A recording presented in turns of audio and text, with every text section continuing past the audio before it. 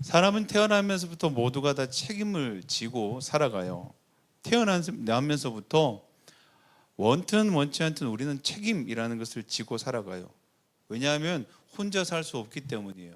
같이 살아가기 때문에요. 우리는 서로가 서로에 대한 의무와 책임을 지고 살아갈 수밖에 없어요. 왜 우리가 서로에 대한 책임과 의무를 지는가? 이유는 한 가지예요. 그 관계 안에 사랑이 있기 때문이에요. 마음이 없으면 책임을 질 필요가 없어요. 사랑하기 때문에, 사랑하면요 반드시 그 대가가 따라와요. 그래서 사랑을 다른 말로 하면 뭐냐면 그 대상에 대한 책임이라고 할 수 있어요. 그래서 이 사랑은요 말로만 되지 않는다는 거예요. 말로는 누구나 한다는 거예요. 그런데 그 사랑이 뭐로 표현되느냐? 행동으로 표현된다는 거예요. 그래서 모든 사람들이 다 사랑하기 때문에 그 책임을 기꺼이 지고 살아갑니다. 기꺼이 그 책임 또한 기쁨으로 살아가요. 그런데 사랑에서 지기 시작한 책임들이요, 오늘 본문처럼 그 책임이 과도해지기 시작하니까 뭐가 되냐면요, 짐이 되었다, 이렇게. 모든 사람들이 어깨에 다 짐을 지고 살아간다는 거예요. 책임을 넘어서 짐이 되어버린 사람들의 특징이 있어요. 그게 뭐냐면 화가 많아요. 항상 모든 사람 다 인상 쓰고 살아가요. 짐이 많아서 그래요. 그리고 사소한 일에 폭발을 잘해요. 아무것도 아닌데, 아무 일도 아닌데 팡 폭발해버려요. 사랑에서 시작한 책임인데 그게 짐이 되는 순간 화가 더욱더 많아져요. 그리고 대부분 짐을 지는 사람들은 어떻습니까? 억울한 마음이 많아요. 많이 억울해해요. 그래서 작은 섭섭함, 그냥 넘어가지 않아요. 그래서 우리 부모님들이 정말 사소한 섭섭함에 이런 얘기 많이 해요. 내가 너한테 어떻게 했는데, 내가 너를 어떻게 키웠는데 라고요. 그 섭섭함이 갑자기 큰 원망으로 자꾸 바뀌어요. 너무 사소한 섭섭함인데 자꾸 그 섭섭함이 원망하는 마음으로 바뀌더라는 거예요. 그죠? 사랑을 하면서 책임을 지는 것까지는 좋았는데 도리어 그 사랑과 책임이요 서로를 막 핥히고 자신을 무너뜨리는 일들이 계속해서 반복되는 거예요. 그래서 사랑하면서 어떻게 해요? 서로 미워하고, 사랑하면서 사랑하는 만큼 원망하고 서로 아프게 해요. 그래서 미워하는 이 부부들, 이렇게 또 우리 부모와 자녀들 관계 안에서 물어보잖아요. 그 출발은 그거예요. 내가 얼마나 사랑했는데, 아니면 내가 얼마나 사랑받고 싶은데, 이게 대부분이에요. 그 중심이. 그래서 그게 원망으로 표현되고 미움으로 표현되고, 서로 등지는 계기가 돼버려요. 차라리 서로 관계가 없다면, 사랑하지 않았다면, 서로에 대한 짐이 없다면요 좋은 사람일 수 있어요, 서로가. 그런데 사랑하다 보니 그렇게 되더라는 거예요. 왜요? 그럼 사랑하지 말아야 됩니까? 이렇게 얘기해요. 그렇지 않아요. 이유는 한 가지예요. 그 짐을 내가 지려고 해서 그래요. 내가 그 모든 걸 다 감당하려 해서 그런 거예요. 출애굽기에 모세가요 왕궁에서 자라났어요. 우리가 잘 아는 대로 모세의 출생을 알고 있어요. 모세는 히브리인인데도 불구하고 이집트의 왕궁에서 왕자로 자라나요. 왕자의 교육을 받아요. 그리고 하나님의 은혜로 그의 어머니가 이제 그 모세의 유모로 들어가죠. 젖먹이 어머니로 들어가요. 그러면서 모세를 어릴 때부터 그의 어미, 히브리인 어미 손에 키우게 하는 하나님 은혜가 있어요. 그때 모세는 그의 어머니를 통해서 하나님이 모세를 어떻게 살리셨고 모세를 향한 계획이 어떻게 되는지를 들었을 거예요. 그는 자라나면서부터 40이 될 때까지 왕궁에서 살았지만 히브리 사람으로서, 하나님의 사명받은 사람으로서 이 동족에 대한 마음, 그것을 잊지 않고 살았을 거예요. 우리로 말하면 동족을 향한, 민족을 향한 애국심이 투철하게 자라났어요. 그는 40년 동안 한 가지였어요. 민족에 대한 책임. 내가 이렇게 편하게 살고 내가 왕궁에서 이렇게 왕의 대접을, 왕자의 대접을 받고 살아가는 것이 그는 못내 불편했어요. 그리고 이 모든 것들이 다 민족을 위해서 쓰임받기 위해서 그는 기다렸어요. 그리고 그 마음을 표현했을 때 도리어 뭐가 들어옵니까? 도리어 그를 향한 원망과 오해가 돌아오기 시작하니까 그가 견딜 수가 없는 거예요. 그리고 도망가 버렸어요. 그 자리에서 그 모든 것들을 감당하지 못하고요 그는 피해버렸다라는 거예요. 오늘 주님이요 모세에게 사명을 준 거는 맞아요. 모세를 통해서 이스라엘 백성을 애굽에서 광야로, 그리고 가나안으로 이끌어가는 사명을 모세에게 준 거는 맞아요. 그런데 모세는 어떻게 생각합니까? 그것을 자신이 감당하려고 그랬어요. 자신에게 주어진 책임이고 짐이기 때문에 자신이 이 모든 것들을 충분히 감당하고 살아야 간다는 그 짐이 40년 동안 그걸 눌렀어요. 그리고 작은 사소한 일이에요. 히브리 민족을 그가 그의 손으로 구원하고, 그리고 히브리 민족끼리 싸울 때 그가 중간에 개입했을 때 단 한마디였어요. 당신이 무슨 상관입니까? 이 한마디가 모세를 무너지게 한 거예요. 섭섭한 거예요. 내가 어떻게 살았는데, 내가 왕궁에 살지만 내가 지금 어떤 마음으로 살고 있는데, 내가 이 민족을 향해서 내가 어떤 책임을 지고 살아가고 있는데 너희가 그렇게 나한테 얘기할 수 있느냐라는 거예요. 당신이 무슨 상관입니까? 너희들이 할 말이냐는 거예요. 그 말 한마디에 모세는요, 40년 동안 준비했던, 그가 준비해왔던 모든 시간들이 한 번에 무너져 버렸어요. 그리고 그는 광야로 숨어버렸다는 거예요. 그리고 40년 동안 광야에서 폐인으로 살았어요. 40년 동안 민족을 향한 뜨거운 마음이요, 그 작은 섭섭함 하나 때문에 모든 것을 팽개칠 정도로 그는 망가져 버리는 거예요. 우리의 인생이에요. 우리가 더 애쓰고 더 마음을 쏟고 더 사랑할수록요, 우리는 어떻게 해요? 우리가 그것을 감당해야 된다는 무거운 짐에 눌려요. 그러다 보니까 내가 사랑하는 대상이에요. 그 대상의 섭섭한 말 한마디가 우리를 한없는 나락으로 빠뜨려 버려요. 지금껏 내가 사랑했던 그 모든 것들이 다 헛것이고 허무하다고 생각하고 버려버려요. 모세가 40년을 숨어버렸어요. 그리고 주님이 부르죠. 부를 때 모세는 끝까지 이 핑계에 저 핑계를 대요. 이게 뭡니까? 싫다는 거예요. 왜요? 저 민족이 나를 사랑하지 않아요. 내가 그렇게 애쓰고 수고하며 그를 사랑했지만 그들은 나를 사랑하지 않지 않습니까? 모세가 하는 말이에요.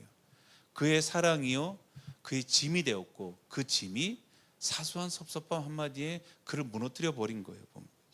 성경에 이런 일이 또 나오죠. 엘리야가 하나님께 뭐라 그럽니까? 나만 섬기고 있지 않습니까?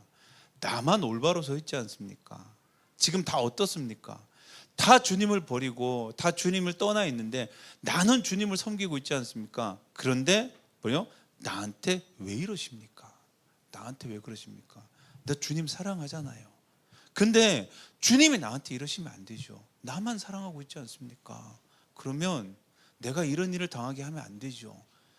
그가 주를 사랑하는 마음이 뭐가 됐습니까? 원망이 되어버리는 거예요. 왜요? 내가 주님을 사랑하기 때문에 주님을 향해서 행하는 모든 것들이 어느 순간 조금만 나를 섭섭해 하니까 어떻게 돼요? 그게 도리어 화와 원망이 되어버리는 거예요. 주님이 나타나서 엘리야에게 말해도요, 안 들려요. 왜요?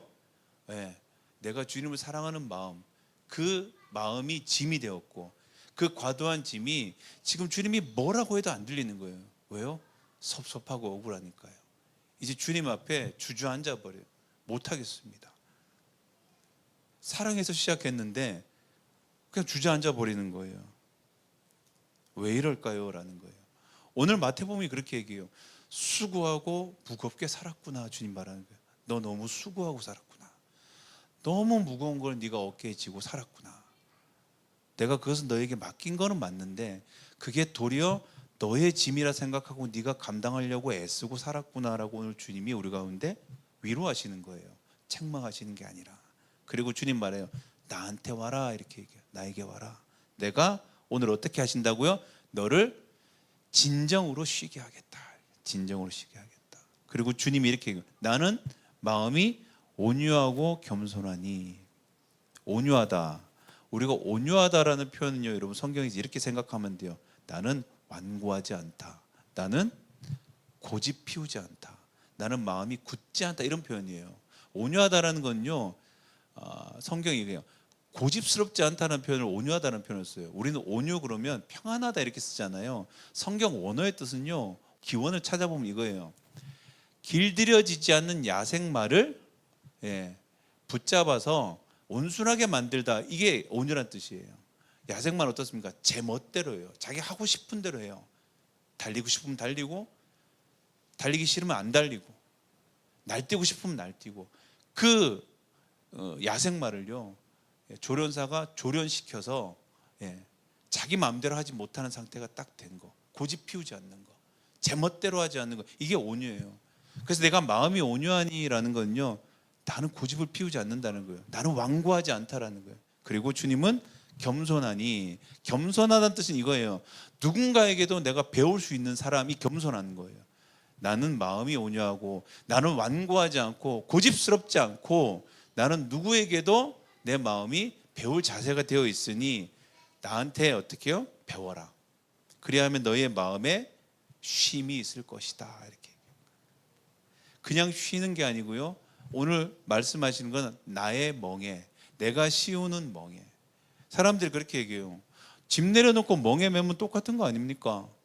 무거운 거 내려놓고 내가 자유롭지 못하게 내 몸에 족쇄를 채우면 차라리 짐 지는 거랑 내 몸에 족쇄를 채우는 거랑 뭐가 다릅니까? 이렇게 물어봐요. 그래서 주님이 제일 먼저 내가 어떻다라고 얘기하는 거예요. 내가 씌우는 멍에는 세상과 다르다라는 거예요. 세상은 그 멍에를 왜 씌웁니까? 무거운 짐을 지게 하기 위해서 멍에를 씌우는 거예요. 짐을 끌고 가기 위해서. 근데 이 주님은 어떻게 해요? 주님이 그 짐을 지고 나를 선한 곳으로 이끌어 가시기 위해서 멍에를 지우신다는 거예요. 그 짐은 누가 집니까? 주님이 지시고. 오늘 그 얘기를 하는 거예요. 그래서 내 멍에를 매라 이렇게 표현. 내게 맡겨진 짐이 너무 과할 때가 있어요. 짐에서 벗어나라는 얘기가 아닙니다. 내게 주어진 현실은 변함이 없어요. 내가 너무 무겁게 지어지는 그 짐을 내가 감당하고 살아가야 하는데요. 그런데 이제는 다를 것이다. 왜요? 마음에 평화가 있을 것이다. 마음에 쉼이 있을 것이다. 내가 그 쉼을 너에게 줄 것이다. 이렇게 얘기하는 거예요. 어떻게 믿음으로 지나갑니까? 한 가지밖에 없어요. 이제 코로나 이후 온라인으로 드려지는 모든 것들이 다 익숙해진 시대가 됐어요. 2년을 지나면서 우리의 삶의 스타일이 많이 바뀌었기 때문에. 그래서 어쩌면 주일날 우리가 예배를 드리는 게 영상으로 드리고 유튜브 콘텐츠로 드리는 게 그냥 그것이 자연스러워진 것도 사실이에요. 그런데요, 왜 이렇게 불편하지만 직접 나와서 예배에 헌신하고 기도에 헌신하고 또 이렇게 우리가 주일날 모여서 애쓰며 서로 교제하고 있을까라는 거예요. 이게 바로 주님이 주시는 멍에를 지고 살아가는 거예요. 주님이 이끄심을 따라가는 거예요. 불편하지만 그렇게 나와서 주님께 우리의 삶을 맡기는 삶의 상징인 거예요. 그렇게 살아가다 보면요, 우리 가운데 우리의 짐들이에요. 우리가 살아가야 할 삶의 짐들이 주님께 맡겨지는 경험을 하게 돼요. 이게 뭡니까? 믿음이 자라는 경험을 하게 되는 거죠. 그러지 않고서는요, 우리가 끝까지 갈 수가 없어요. 믿음으로 갈 수가 없어요. 우리가 그것을 멍에를 메고 있지 않기 때문이에요. 주님이 주시는 멍에를 메고 있지 않기 때문에 우리는 여전히 믿음이 있다고 하지만 우리의 짐을 우리가 지고 살아갈 수밖에 없어요. 여러분, 이 세상에는 평화가 없어요. 왜냐하면 여전히 우리는 눈에 보이지 않는 짐을 지고 살아가기 때문이에요. 모든 사람에게는 모든 인생의 짐이 있어요. 그런데 이렇게 얘기해요. 주님이 그 짐을 지고 힘겹게 살아가는 모든 사람들을 오늘 위로하십니다. 그리고 오늘 주님께서 그것을 지고 계시다고 이야기하십니다. 그리고 오늘 내 멍에를 매라고 말씀하십니다. 오늘 이 시간 삶에 말할 수 없는 우리 가운데 어려움들이 분명히 있어요. 이 모든 것들을 기억합시다. 주님께 내어드리는, 이것은 멍에를 맬 때만 가능한 일. 그래서 멍에를 내가 지고 살아갈 수 있는 그런 시간이 되기를 간절히 축원합니다. 기도하겠습니다.